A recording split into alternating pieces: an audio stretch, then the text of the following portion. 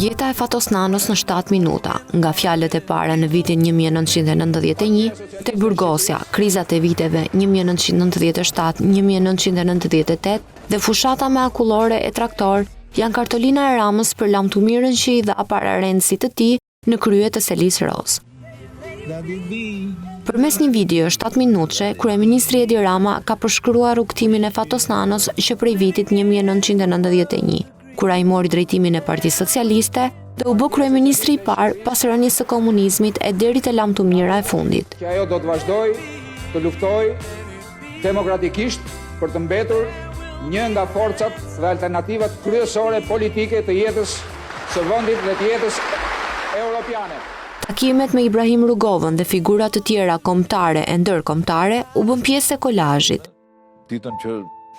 Historiku vijon me arrestimin, por edhe takimet me mediat ndërkombëtare në Qeli.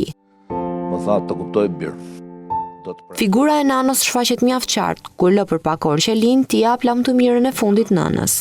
T'i jap lamtumirën e fundit bashkë me njerëzit e mi më të afërt, nënës time.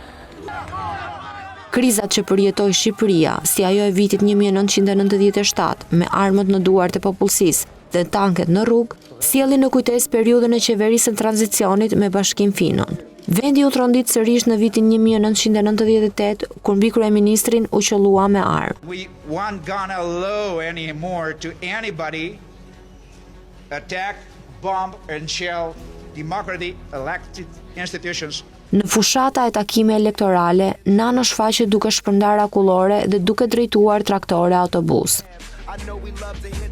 Martesa e tij me Joana Nanon mbetet një prej momenteve të tij më të lumtura, ashtu si dhe mesazhi zanor që la pas për të trashëguar brezave një Shqipëri euroatlantike dhe demokratike.